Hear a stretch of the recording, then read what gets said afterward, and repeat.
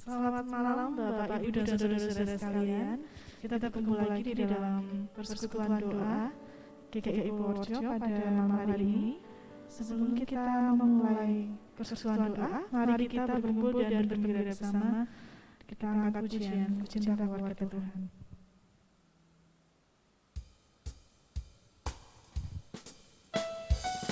Mulai dengan bertepuk tangan ya Bapak Ibu Saudara.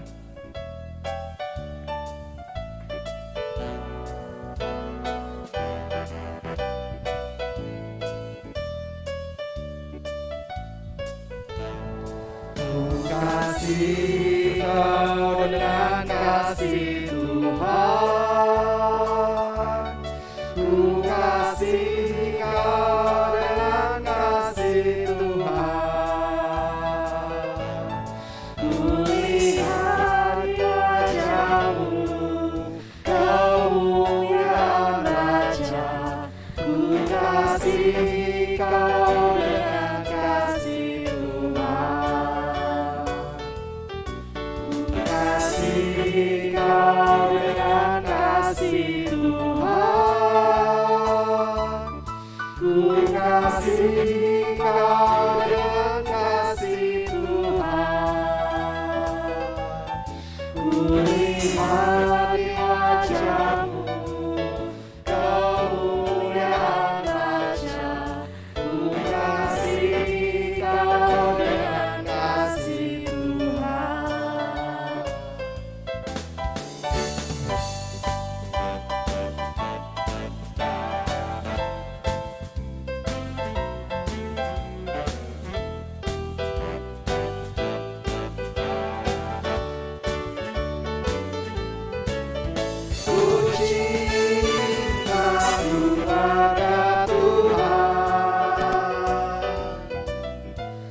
Terjalin mesra sekali,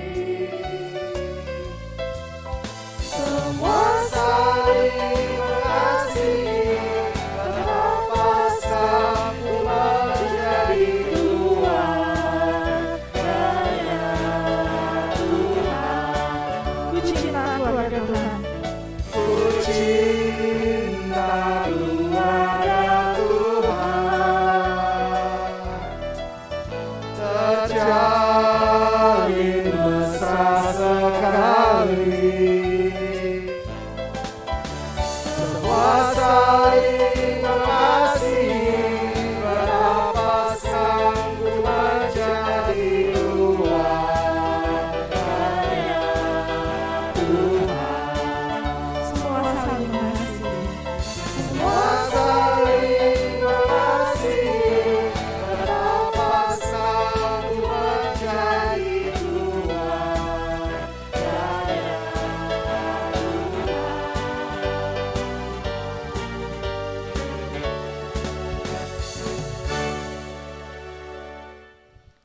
Baik Bapak Ibu dan saudara sekalian, mari kita bersatu di dalam doa.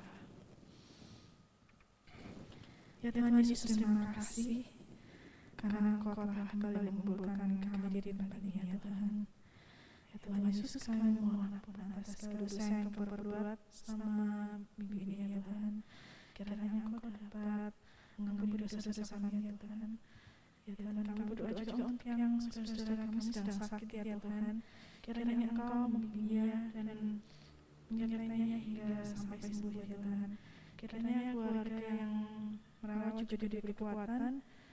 Ya Tuhan Yesus, kami berdoa juga saudara-saudara kami yang sedang berjalanan hingga sampai di rumah dan selamat dan dapat berkumpul dan dapat mengikuti persekutuan doa dengan baik. Semua doa ini panjatkan dalam tangan Tuhan kami Yesus Kristus. Amin.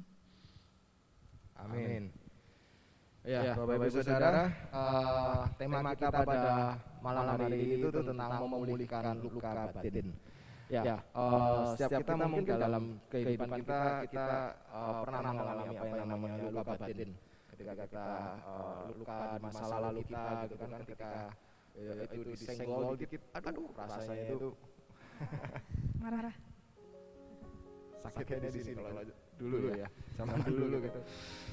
Rasanya nggak enak banget gitu ya. Tapi pada malam hari ini kita mau belajar bagaimana kita mau memulihkan setiap luka-luka dalam kehidupan kita lewat mengingat kembali tentang kebaikan Tuhan dalam kehidupan kita.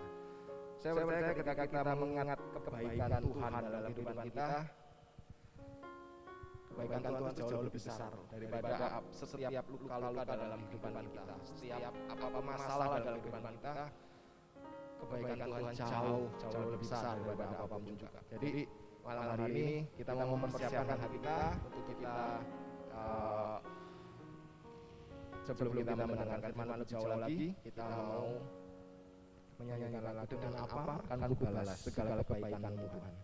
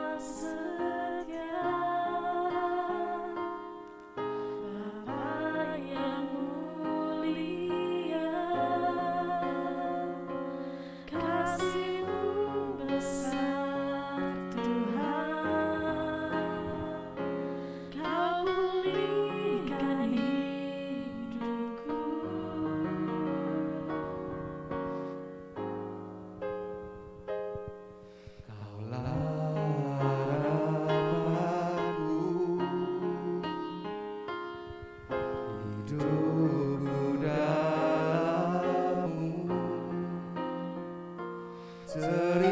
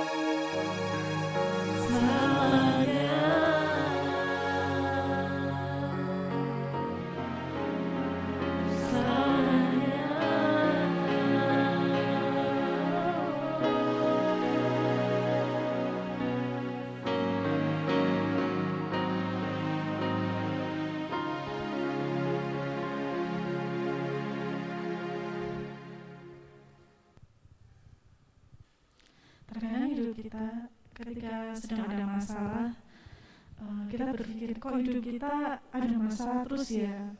Sebenarnya ada nggak sih habis kita ada melalui penderitaan tuh ada yang bahagia gitu. Kadang kalau kita ketika masalah, ya ampun hidup kita gini banget gitu ya.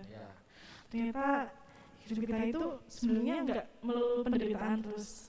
Sebenarnya kebahagiaan kecil itu terkadang kita nggak merasa gitu. Jadi mari kita meresapi bahwa sebenarnya di balik penderitaan kita itu akan ada pelangi yang indah sehabisnya gitu. Mari kita sambil meresapi dan kita tutup mata dan berlipat tangan, kita akan meresapi dengan lagu Pelangi Sehabis Hujan sebagai lagu untuk pengantar sebelum kita mendengarkan firman.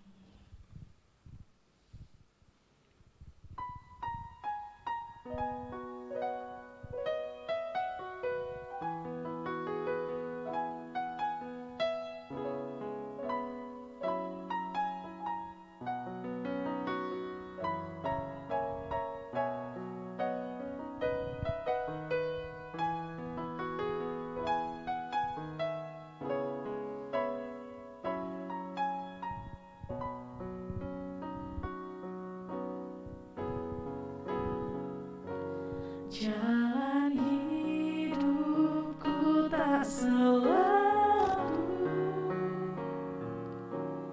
tanpa kabut yang pekat, namun kasih-Mu nyata padaku. Ada waktu-Mu yang tepat, seperti pelangi sehabis hujan. Itulah janji setiamu Tuhan, di balik dukaku telah menanti harta yang tak ternilai dan abadi.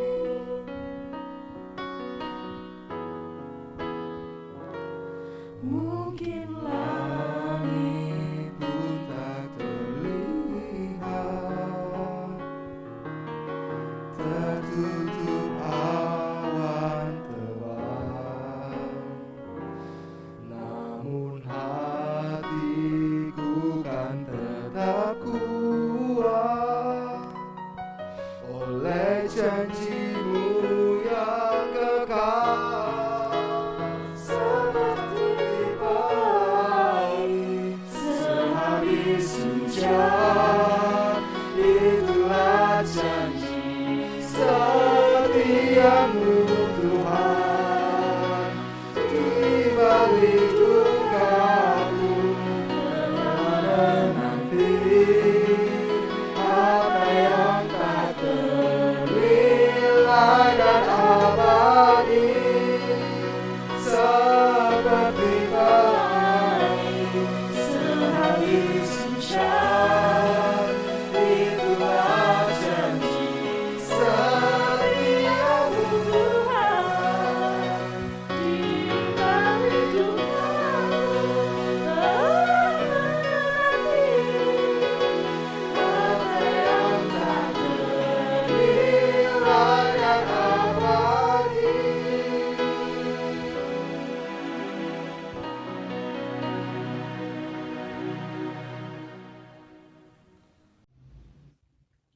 Selamat sore Bapak Ibu, perkenalkan saya Imelda Kurniawan. Kali ini saya atau kita akan belajar merenungkan bersama mengenai tema yang sudah diberikan kepada saya, yaitu bagaimana kita bisa memulihkan luka-luka batin. Baik, sebelum lebih jauh kita berbicara mengenai luka batin, tentu kita perlu memahami terlebih dahulu apakah trauma atau luka batin tersebut. Nah, sepintas sepertinya sama begitu ya, trauma dan luka batin. Meskipun ada kesamaannya juga, tetapi sebenarnya ada beberapa hal yang cukup berbeda di antara trauma dan luka batin tersebut. Ya, saya mulai dengan trauma terlebih dahulu. Nah, trauma mungkin Bapak Ibu sudah sering mendengar kata-kata ini ya, trauma begitu. Tetapi sebenarnya apa itu trauma ya? Trauma sendiri sebenarnya dapat dilihat dari dua hal begitu ya. Pertama, terdapat sesuatu atau peristiwa yang membawa ancaman atau katakanlah sesuatu yang cukup besar gitu ya, yang mungkin mengancam jiwa kita atau mungkin dapat mengakibatkan perlukaan yang serius atau dapat mengganggu kesejahteraan atau integritas dalam diri kita ataupun mungkin orang lain. Kemudian kita bisa melihat dari sisi atau dari aspek bagaimana respon seseorang terhadap ancaman tersebut begitu. Seringkali ancaman-ancaman tersebut dapat menimbulkan sebuah ketakutan yang intens atau ketidakberdayaan atau bahkan ketegangan yang akut yang sangat besar dalam diri seseorang. Kemudian kita bisa lihat kira-kira kalau luka batin itu apa ya begitu? Apakah sama dengan trauma atau berbeda begitu? Nah, kalau luka batin sendiri bisa juga disebabkan dengan adanya trauma, tetapi mungkin luka batin bisa kita lihat sesuatu yang sifatnya mungkin lebih halus begitu ya. Bukan ancaman yang intens atau sangat serius sampai mengancam kematian begitu, tetapi dapat sifatnya lebih halus begitu ya, seperti luka tetapi di dalam batin kita. Luka kadang-kadang bisa dimulai dari sesuatu yang kelihatannya kecil gitu ya, tidak terlalu berbahaya. Tetapi bila kita biarkan terus-menerus, tidak kita rawat, tidak kita obati, lama-lama luka itu akan semakin membesar dan pada akhirnya mungkin mempengaruhi kehidupan kita atau mungkin tubuh kita secara menyeluruh atau meluas begitu. Jadi mungkin bisa dikatakan secara sederhana atau singkatnya begitu ya, trauma itu lebih bersifat sesuatu yang mengancam jiwa, mengancam jiwa, misalnya mengancam akan menyebabkan kematian atau mungkin perlukaan serius dalam tubuh kita begitu ya. Kemudian kita bisa lihat dari responnya menyebabkan ketakutan atau ketidakberdayaan yang sangat besar. Sedangkan untuk luka batin sendiri kadang-kadang itu sifatnya lebih halus begitu ya, tetapi jika dibiarkan terus-menerus, luka yang kelihatannya kecil tersebut dapat menyebabkan dampak yang besar juga bagi diri kita. Contohnya apa kira-kira begitu ya kalau luka batin gitu ya. Misalnya kurangnya kehangatan di dalam keluarga kita gitu ya. Misalnya anak-anak yang dibesarkan dalam keluarga yang kurang harmonis atau mungkin kurang apresiasi atau kehangatan dari orang tua, kelihatannya biasa begitu ya, apalagi mungkin kalau di dalam keluarga kita biasa seperti itu gitu ya, kurang ada kehangatan, misalnya kurang komunikasi antar anggota keluarga, seakan-akan itu sesuatu yang biasa, tetapi belum tentu itu menjawab kebutuhan di dalam keluarga tersebut begitu. Mungkin ada anak atau mungkin pasangan yang sebenarnya merindukan kehangatan tetapi tidak mendapatkan itu dalam keluarga. Kelihatannya sederhana, tapi bila itu dibiarkan terus-menerus, lama-lama itu dapat menimbulkan luka dalam batin kita atau batin seseorang. Ya, kemudian bagaimana kita bisa mengenali adanya luka-luka batin begitu ya dalam diri kita atau mungkin kita lihat dari orang lain begitu. Pertama kita bisa lihat dari dua sisi gitu ya. Yang pertama adalah sisi pemicunya sendiri begitu ya. Pemicu itu dapat berbentuk peristiwa-peristiwa, dapat bentuknya mungkin orang, kejadian, suasana atau mungkin situasi-situasi tertentu yang itu dapat membangkitkan pengalaman akan keterlukaan itu sendiri gitu. Misalnya contohnya ketika mungkin kita baru saja ditinggal oleh orang terkasih kita begitu ya, ketika kita mendengar mungkin ada berita atau mungkin orang bercerita tentang kehilangan begitu ya, kita merasa tidak nyaman gitu ya, merasa tegang, merasa cemas begitu. Nah, itu salah satu contoh bahwa dari sisi pemicu begitu ada suasana atau hal-hal tertentu yang dapat membangkitkan pengalaman-pengalaman keterlukaan. Kemudian yang kedua, kita bisa lihat dari sisi reaksi terhadap munculnya pemicu tadi. Jadi misalnya ketika seseorang bersikap yang sangat berbeda dari respon biasanya begitu ya.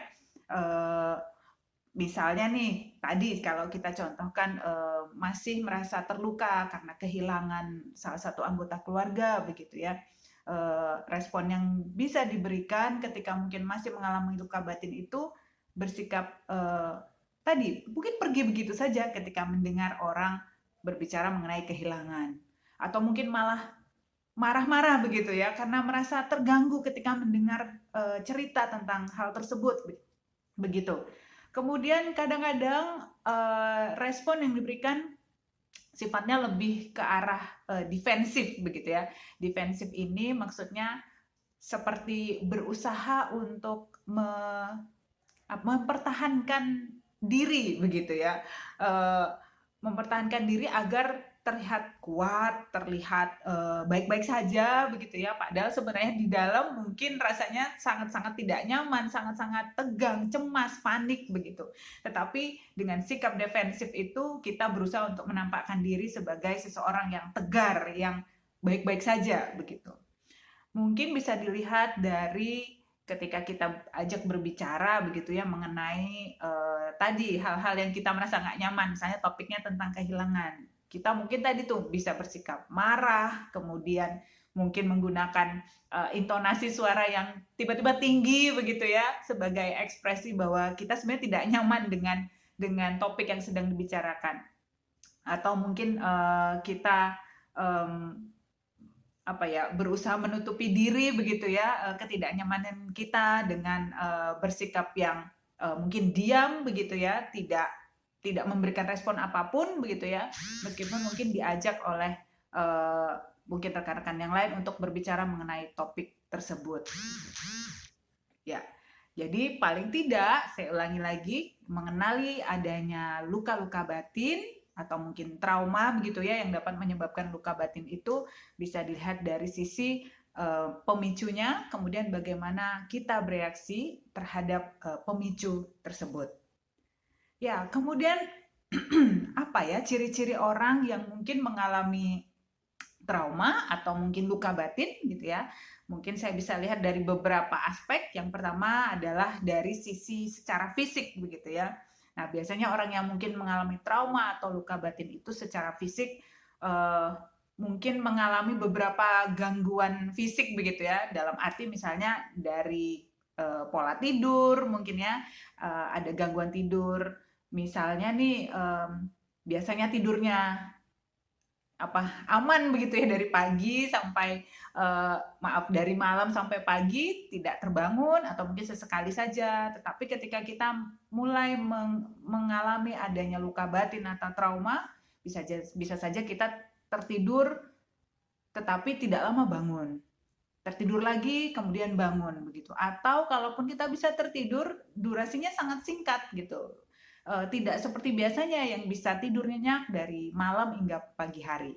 Kemudian bisa kita lihat juga dari gangguan makan juga bisa. Pola makan yang tiba-tiba dulunya kita suka begitu ya, tetapi ketika dihadapkan pada makanan itu lagi kita seperti tidak berselera sama sekali, atau sebaliknya kita justru makan banyak sekali yang dulu kita tidak suka, tidak ingin makan, sekarang apapun begitu ya kita makan, bahkan kita mungkin menjadi kesulitan untuk mengontrol diri.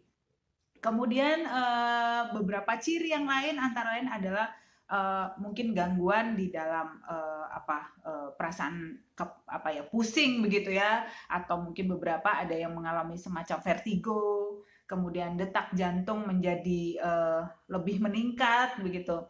Kemudian kadang-kadang kita merasa seperti leher terasa tercekik begitu ya, atau juga mengeluarkan keringat secara berlebihan. Beberapa ciri secara fisik bisa ditampakkan seperti itu. Kemudian secara pikiran atau kognitif begitu ya. Nah, biasanya ditandai dengan beberapa hal, misalnya gangguan dalam mengingat gitu ya, dalam memori. Kemudian berkurangnya kemampuan untuk berkonsentrasi. Dulu kita bisa mengingat banyak hal, misalnya nih, apalagi misalnya kalau ibu-ibu yang harus multitasking gitu ya, oh hari ini begini, anak jam segini dijemput, begini begitu. Tapi ketika mungkin kita mulai mengalami atau menyadari adanya luka batin gitu ya, yang dulu kita bisa lakukan dengan rapi sesuai jadwal, tiba-tiba kok banyak yang miss gitu ya, banyak yang kelewatan, lompat-lompat begitu. Meskipun mungkin kita sudah membuat jadwal, tetapi ada saja yang seakan-akan itu semacam terlewat dan kita kayak, loh kok bisa ya? Kok bisa kelupaan gitu. Jadi kemampuan mengingat, berkonsentrasi juga bisa terdampak ya ketika kita mulai menyadari ada luka dalam diri kita. Kemudian kecenderungan untuk terus-menerus mengingat pengalaman atau kejadian yang traumatis itu, gitu. Jadi ini sepertinya ada keterkaitan antara tadi tuh konsentrasi dan mengingat dengan ingatan yang selalu tertuju kepada kejadian atau pengalaman traumatis itu. Jadi seakan-akan ingatan kita cenderungnya ke situ lagi. Mau ngingat yang lain, ingat itu lagi. Akhirnya tadi banyak hal yang mungkin miss begitu ya, atau terlewat dari rencana-rencana yang mungkin sudah kita atur sedemikian rupa. Kemudian kita menjadi sukar menghindari pikiran yang mengganggu, khususnya yang berkaitan dengan kejadian yang traumatis itu. Kalau anak-anak sekarang mungkin bilangnya semacam overthinking gitu ya. Kita berpikirnya jadi jauh, kalau gini gimana, kalau itu gimana, kalau nanti begini begitu, jadi begitu jauh, bahkan melebihi kejadian traumatis yang mungkin kita sudah alami begitu ya. Kita jadi overthinking begitu. Kemudian kadang-kadang juga kita seperti mengalami kehilangan arah atau disorientasi gitu ya. Sebenarnya tahu secara umum begitu, oh hari ini saya mau ngapain, tetapi tadi karena ada kejadian traumatis yang cenderung masih mendominasi begitu ya dalam memori kita, dalam ingatan kita, akhirnya kita seperti kehilangan arah. Oh begini nggak ya? Oh saya harusnya gitu atau enggak ya gitu ya. Kita jadi mulai kehilangan arah, mengalami kebingungan apa yang harusnya saya lakukan begitu. Seperti itu. Kemudian ciri-ciri yang lain bisa kita lihat secara emosi. Secara emosi tentu Bapak Ibu juga bisa melihat atau mungkin merasakan begitu ya. Ketika mengalami sebuah luka batin atau trauma yang muncul cenderung didominasi oleh emosi-emosi negatif gitu. Contohnya kita merasa cemas, merasa takut, merasa tegang, mudah panik gitu ya. Kadang juga muncul perasaan bersalah atau bisa jadi justru kita merasa seperti mati rasa gitu ya atau kebas gitu ya. Jadi kita seperti tidak merasakan apapun gitu. Nah, kemudian perasaan lain yang muncul adalah perasaan terasing gitu, yang kadang-kadang ini membuat orang jadi mengisolasi diri atau menjauhi diri dari orang lain gitu. Tidak nyaman ketika harus bersama-sama dengan orang lain. Yang mungkin sedikit lebih berat sedikit. Kadang-kadang muncul perasaan depres gitu ya, merasa begitu tertekan, begitu down gitu ya, merasa begitu rendah, merasa tidak berharga, kemudian menjadi sangat-sangat sensitif, mungkin ada hal-hal yang tidak berkaitan dengan diri kita langsung, tetapi mungkin itu sesuatu yang cukup sensitif ya bagi kita menjadi sangat tadi memori ingatan kita langsung mengarah ke pengalaman traumatis itu begitu. Kemudian ada perasaan-perasaan was-was gitu ya, atau selalu harus waspada begitu ya, seakan-akan ada bahaya yang mungkin akan mengancam kita gitu, seakan-akan wah peristiwa yang dulu itu mungkin akan terjadi begitu, jadi kita harus berhati-hati, harus ada bahaya nih begitu ya, jadi kita harus berjaga-jaga terus begitu. Atau bisa juga perasaan shock atau keterkejutan yang sangat gitu ya, sangat hebat karena mungkin kita merasa bahwa oh ini kejadian akan terjadi lagi nih. Atau misalnya kok bisa ya saya mengalami kejadian ini, kok bisa saya merasakan perasaan seperti ini begitu. Jadi bisa juga muncul perasaan shock atau terkejut terhadap kejadian atau pengalaman traumatis tersebut.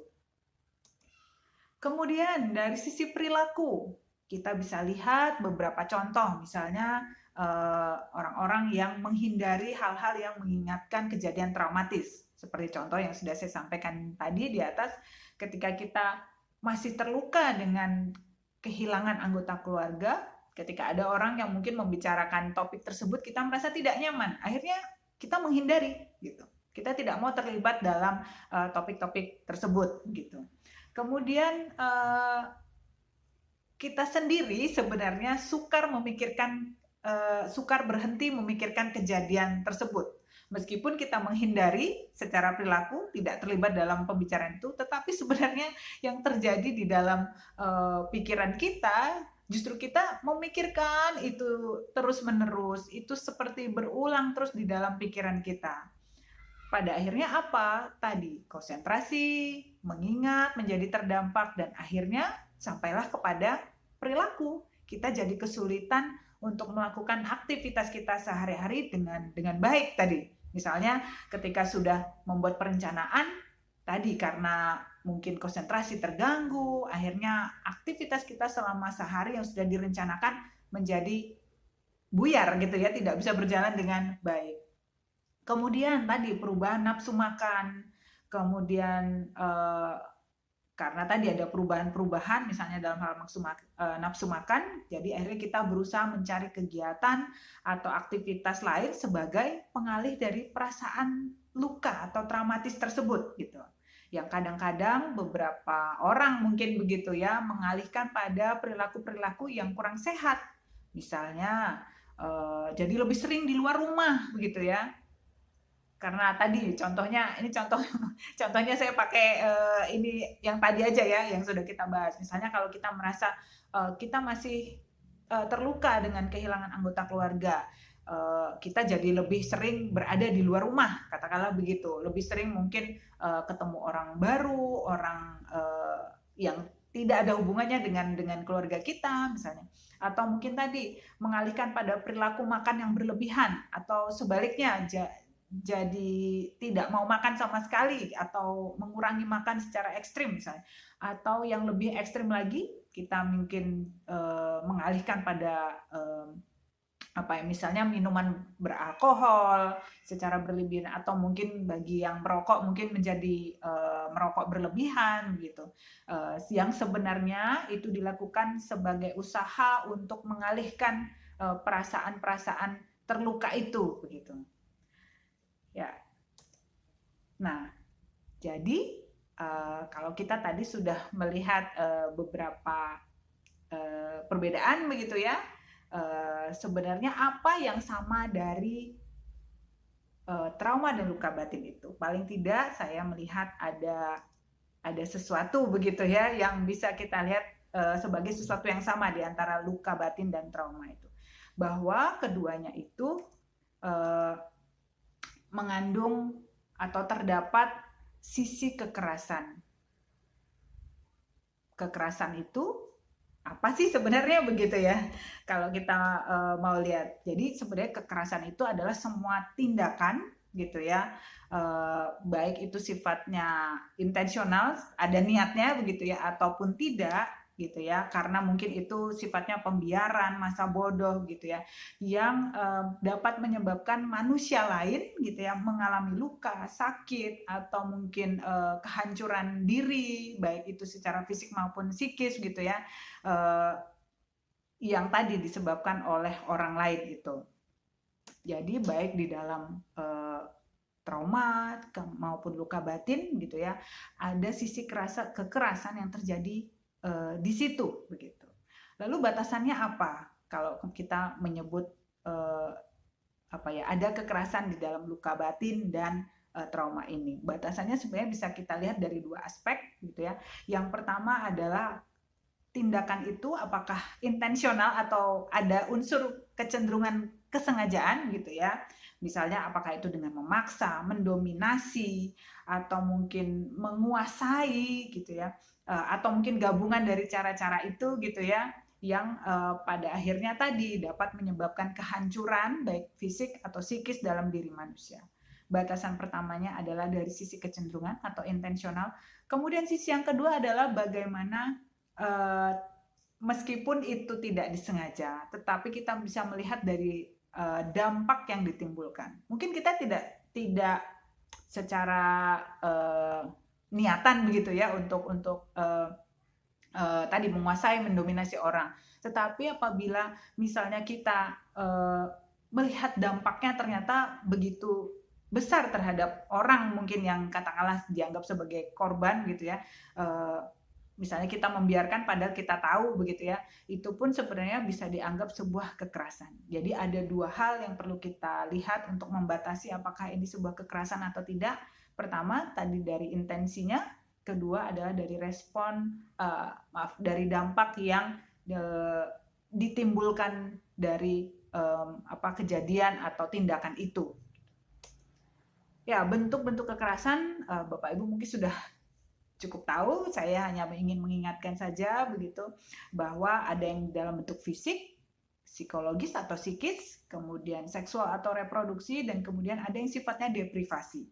Kalau fisik, Bapak Ibu mungkin sudah membayangkan ya, misalnya pemukulan, pengeroyokan, penyiksaan, dan sebagainya begitu ya, itu termasuk dalam kekerasan fisik. Kemudian yang psikologis misalnya bentuknya bisa dengan menyerang secara menggunakan kata-kata yang tajam gitu ya, secara verbal, kemudian menghancurkan atau menghilangkan motivasi seseorang, kemudian merendahkan, mempermalukan orang, atau upaya-upaya membuat orang merasa tertekan misalnya dengan teror atau misalnya dengan ancaman-ancaman, kemudian mungkin dengan bentuk-bentuk yang lebih soft gitu ya, intimidasi atau bullying begitu ya, itu pun sebenarnya masuk dalam kekerasan psikologis. Berikutnya secara seksual mungkin kita mungkin juga sudah lebih familiar begitu ya, tentu bersifat upaya yang dapat melukai organ reproduksi begitu ya, atau sifatnya juga bisa yang psikologis juga gitu, misalnya merendahkan atau menghina katakan misalnya bagian atau bentuk tubuh seseorang. Kalau sekarang orang mengenalnya dengan istilah body shaming gitu ya, jadi semacam menghina atau tidak mengindahkan gitu ya seseorang misalnya karena bentuk tubuhnya itu kurang menarik, atau mungkin ada bagian-bagian tubuh yang dirasa mungkin aneh atau sebagainya begitu. Kemudian ada juga yang disebut dengan deprivasi. Jadi deprivasi ini bentuknya semacam penelantaran, ketidakpedulian, atau mungkin penjauhan dari pemenuhan kebutuhan dasar dalam berbagai bentuk. Misalnya ketika kita punya misalnya di rumah kita merawat juga orang tua kita gitu, kita tidak memberikan mereka katakanlah misalnya asupan gizi atau sarana-sarana kesehatan yang sebenarnya diperlukan gitu ya, itu pun kita sudah dianggap sebagai menelantarkan gitu. Atau misalnya orang tua yang berpisah, kemudian salah satu mungkin ikut ayah atau ibu, kemudian mereka dijauhkan atau tidak dapat berkomunikasi satu sama lain, katakanlah begitu, itu pun sebenarnya kita juga sudah melakukan kekerasan yang bentuknya adalah deprivasi terhadap mungkin anak atau pasangan kita yang jauh gitu. Ya, selain tadi saya sudah membahas mengenai orang yang mengalami luka batin atau trauma, saya ingin sedikit menyinggung juga bahwa sebenarnya pelaku pun orang yang istilahnya menyebabkan luka atau trauma dalam diri kita pun sebenarnya perlu kita dalam tanda kutip beri perhatian, karena sebenarnya mereka pun adalah korban begitu ya. korban dari banyak hal juga begitu ya yang terjadi dalam hidup mereka, sehingga mereka pada akhirnya menjadi pelaku kekerasan dan akhirnya menyebabkan luka atau trauma pada orang lain. Nah, beberapa ciri dari pelaku kekerasan antara lain adalah sebenarnya mereka itu adalah orang-orang yang memiliki harga diri yang rendah. Itu bisa jadi begitu ya, ketika mereka melakukan kekerasan katakanlah dengan memaksa, mendominasi gitu ya, itu sebagai upaya mereka untuk meningkatkan gitu ya, untuk agar harga dirinya lebih kelihatan, lebih tampak di hadapan orang gitu, misalnya seperti itu. Kemudian mempercayai semua mitos mengenai hubungan kekerasan, misalnya mungkin mereka dibesarkan dalam keluarga yang dulu juga dipenuhi dengan kekerasan, sehingga mereka percaya bahwa oh, dengan kekerasan saya bisa nih menaikkan harga diri saya. Oh, dengan kekerasan saya bisa menguasai orang. Oh, dengan kekerasan ternyata itu saya mendapatkan apa yang saya inginkan gitu. Jadi mereka cenderung mempercayai mitos-mitos tentang kekerasan itu sendiri. Kemudian mereka juga merasa mempunyai derajat yang lebih tinggi dari korban gitu ya, merasa bahwa oh, karena saya mendominasi gitu ya, karena saya lebih tinggi dari kamu gitu ya, sehingga saya nih wajar dong kamu takut sama saya, oh wajar dong saya itu merendahkan kamu gitu. Jadi mereka punya halu begitu ya, bahwa oh, saya punya derajat yang lebih tinggi dari kamu sebagai korban gitu. Kemudian sering menyalahkan pihak lain atas perbuatannya sendiri gitu. Jadi mereka melihat itu melihat tindak kekerasan atau menyakiti orang lain sebagai sesuatu yang bukan salah saya gitu. Karena kan memang kamu lebih rendah. Jadi wajar dong saya menghina kamu, mungkin memperlakukan kamu tidak selayaknya begitu. Kemudian mereka tidak mempercayai bahwa perbuatannya dapat memberikan dampak negatif atau menyebabkan luka dalam diri seseorang gitu. Mereka menyangkal bahwa diri mereka bermasalah meskipun sebenarnya mereka tahu bahwa itu sesuatu yang salah, tidak benar gitu. Tapi tadi karena mungkin semacam halu tadi tuh ya, bahwa saya tahu sih itu mungkin memang menyakiti dia gitu, tapi itu bukan salah saya, itu salah dia gitu. Misalnya ada pasangan katakanlah suami begitu ya, yang mungkin memarahi istri karena ada sedikit kesalahan dari istri gitu. Suami lalu mungkin membentak, memarahi begitu ya, dan akhirnya mungkin menyalahkan istri secara berlebihan gitu. Padahal di sisi lain suami tidak menyadari bahwa mungkin kata-kata itu bisa tadi menimbulkan luka dalam diri istri begitu ya. Kemudian seringkali mereka juga sebenarnya punya pengalaman kekerasan di masa lalu atau di masa kecil mereka gitu. Misalnya mungkin oleh orang tua, oleh saudara yang pada akhirnya tadi dapat membentuk mitos-mitos begitu ya, atau pikiran-pikiran yang keliru gitu ya tentang kekerasan itu sendiri yang tadi sudah saya bahas sebelumnya. Seperti itu. Lalu bagaimana ya kalau saya ingin keluar begitu ya dari luka batin atau mungkin trauma ini begitu. Memang untuk memulihkan luka batin atau trauma ini bukanlah sesuatu yang mudah gitu ya, semudah kita mengatakannya gitu. Oh, saya ingin sembuh, saya sembuh gitu ya, atau kita berusaha untuk mengafirmasi diri gitu ya, bahwa oh, saya baik-baik aja misalnya gitu, terus saya baik dengan sendirinya.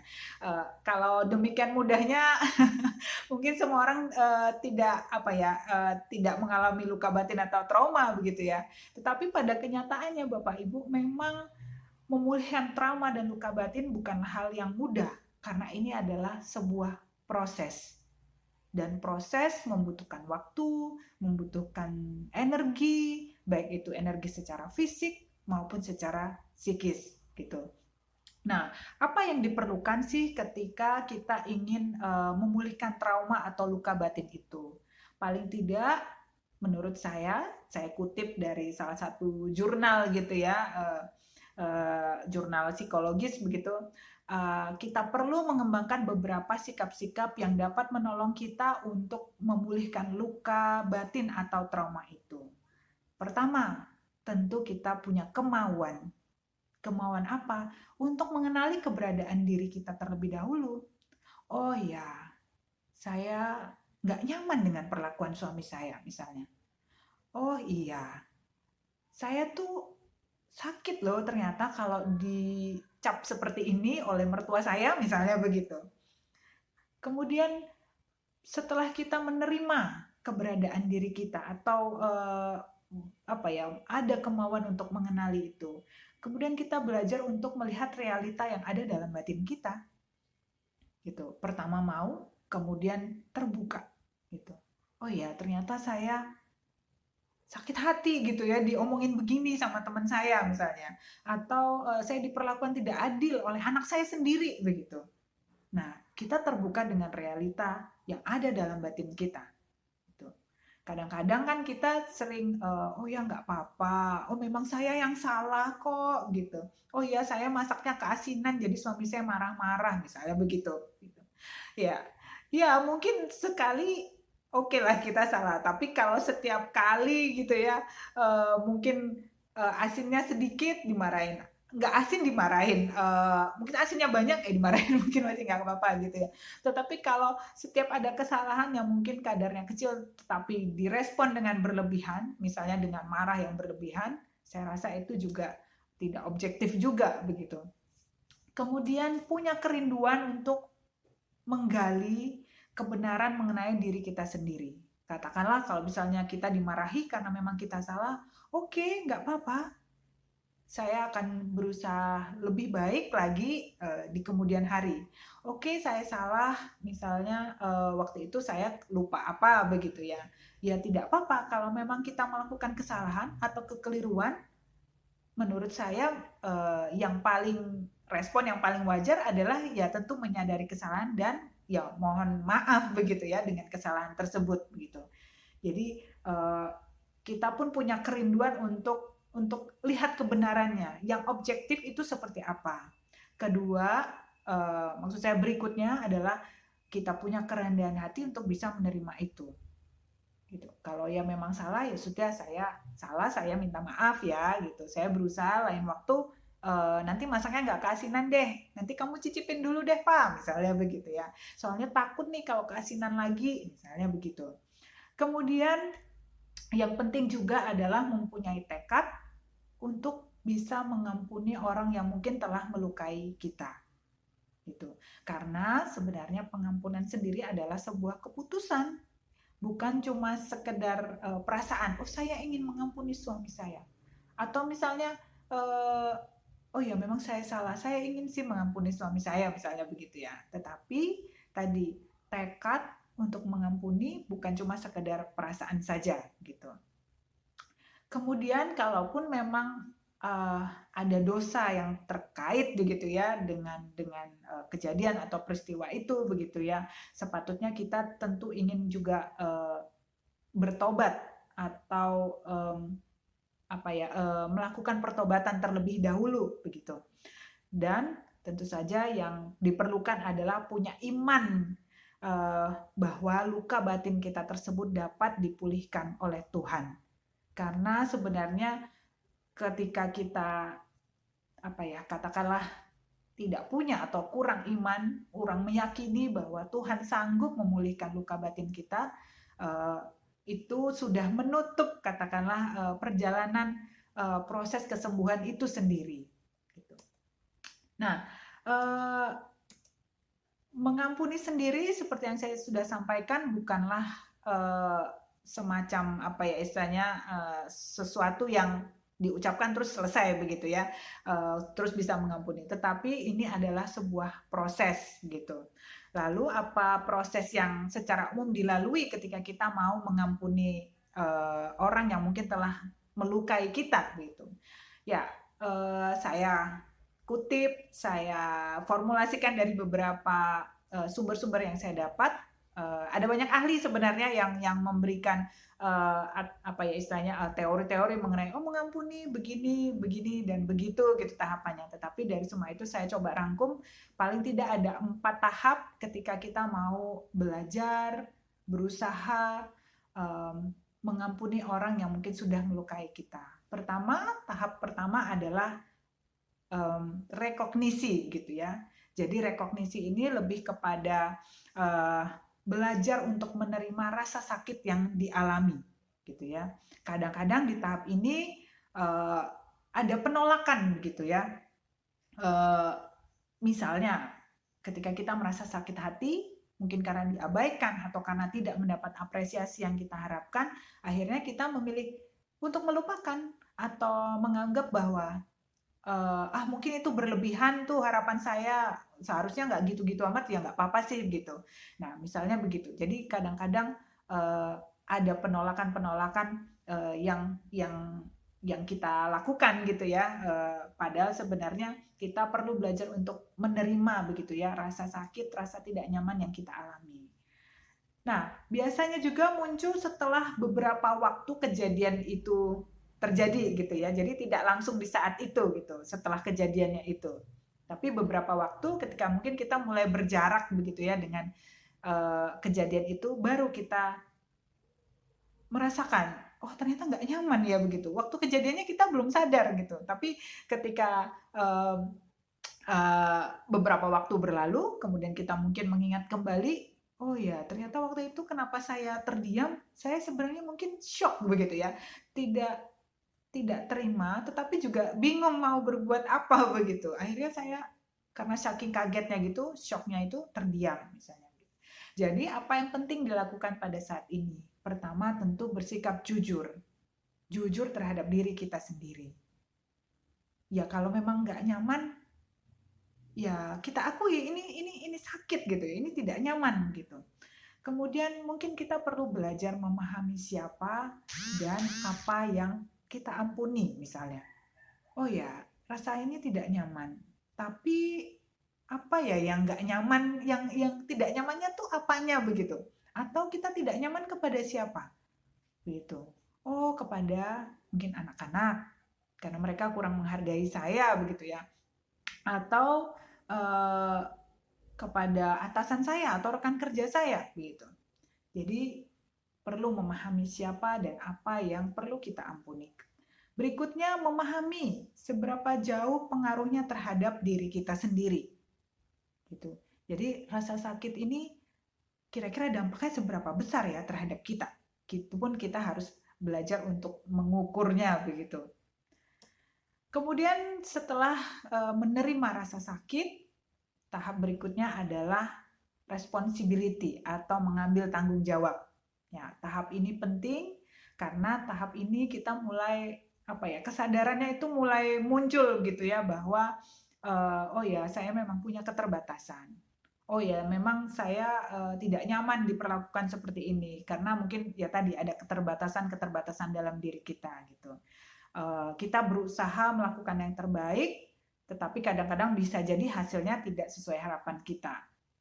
Kadang-kadang tahap ini memang waktunya cukup panjang begitu ya karena mengumpulkan kesadaran, menyatukan kesadaran itu antara misalnya kesadaran pikir, kesadaran emosi dan kesadaran perilaku kadang-kadang tidak berjalan selaras atau bersama-sama gitu ya, dan untuk bisa menyatukan kesadaran-kesadaran itu tadi membutuhkan waktu sehingga kadang-kadang tahap ini memang cukup panjang bagi beberapa orang.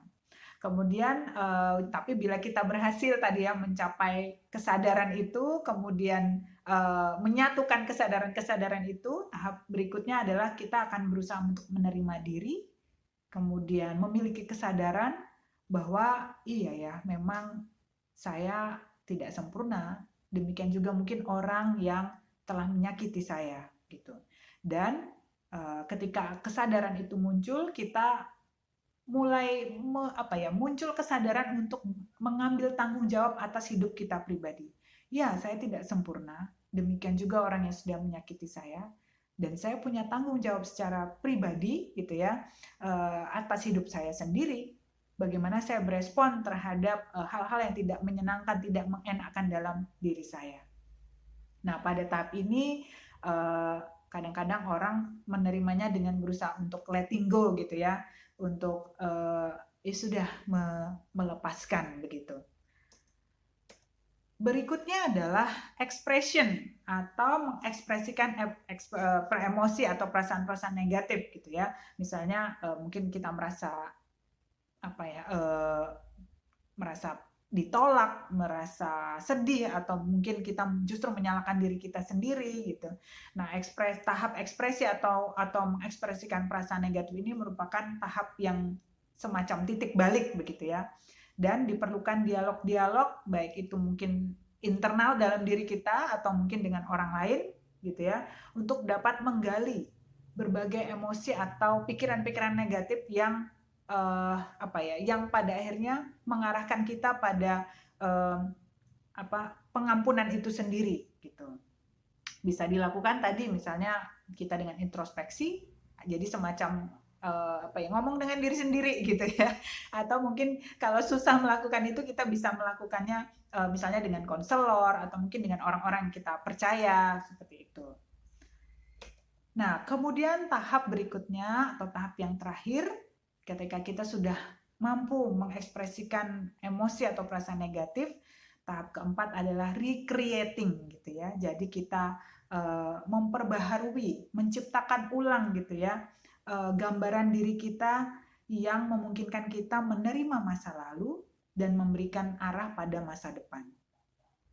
Gitu. Jadi saya mengutip dari salah satu psikolog lah katakanlah begitu ya, Flanagan, menyatakan bahwa seseorang tidak akan dapat mengampuni gitu ya, baik diri maupun orang lain tanpa komitmen terhadap perubahan diri. Jadi ketika kita mau mengampuni gitu ya, kita pun harus punya komitmen untuk mau melakukan perubahan diri gitu. Dan ini dimulai dengan melakukan hal-hal positif dalam hidup kita begitu. Dan pada tahap ini baru dimungkinkan adanya rekonsiliasi atau pendamaian gitu ya. Kalau katakanlah misalnya kalau kita mau dimediasi gitu ya oleh pihak ketiga atau pihak lain, nah istilahnya idealnya kita sudah sampai di tahap recreating ini atau punya gambaran diri yang baru begitu ya, supaya rekonsiliasi atau mediasi gitu ya, atau perdamaian dengan mungkin pihak-pihak yang sudah menyakiti kita atau menimbulkan luka batin atau trauma kita itu menjadi lebih lancar, lebih dimungkinkan begitu ya. Jadi tahap ini juga sesuatu yang penting ketika kita ingin melakukan rekonsiliasi atau perdamaian gitu ya dengan orang yang sudah menyakiti kita. Baik, saya rasa ini sudah cukup banyak begitu ya. Sebenarnya saya ingin berbagi lebih banyak gitu ya, tetapi mungkin karena keterbatasan waktu, mungkin di lain kali kita bisa berbicara, kita bisa mungkin saling berdiskusi begitu ya, lebih banyak mengenai topik ini.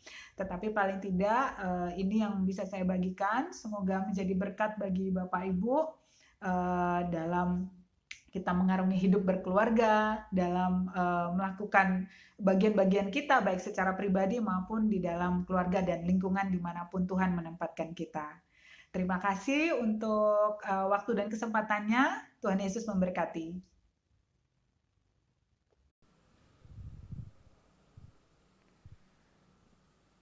Ya, Bapak Ibu Saudara, kita sudah mendengarkan firman Tuhan. Kami percaya bahwa setiap firman yang ditaburkan itu bisa membangkitkan gairah dalam kehidupan setiap kita, semangat dalam kehidupan kita untuk kita bisa memulihkan setiap luka-luka dalam kehidupan setiap kita. Kita saat ini kita mau mengakhiri persekutuan PDK pada malam hari ini dengan kita menyanyikan kebaikan Tuhan buat setiap kita.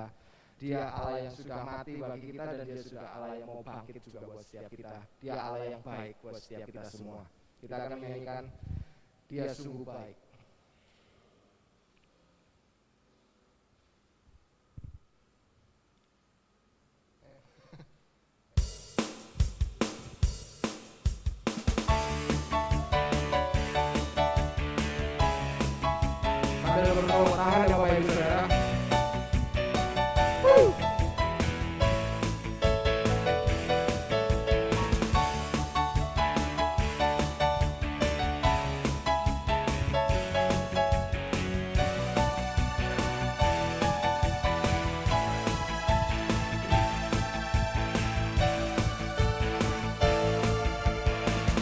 Dia mati bagiku, Dia bangkit bagiku, Dia Tuhan Allah bersamaku. Kuasa maut dikalahkan, hidupku dipulihkan, ya Tuhan Allah kemenanganku. Dia sungguh baik, Dia sangat baik, Yesus Dia baik bagiku. Dia sungguh baik, Dia sangat baik, Yesus Dia baik bagiku. Dia ada di dalamku, bergerak di hidupku, ya Tuhan Allah kekuatanku. Dia memenuhi hatiku dengan kuasa kasih-Nya, ya Tuhan Allah kemenanganku. Dia sungguh baik, Dia sangat baik, Yesus Dia baik bagiku. Dia sungguh baik, Dia sangat baik, Yesus Dia baik bagiku. Dia sungguh baik, Dia sungguh baik, Dia sangat baik, Yesus Dia baik bagiku. Dia sungguh baik, Dia sangat baik, Yesus Dia baik bagiku. He is so good to you, He is so good to me, Jesus is so good to you and me. He is so good to you, He is so good to me, Jesus is so good to you and me. Jesus is so good to you and me. Jesus is so good to you. He's so good to me. He's so good to you and me.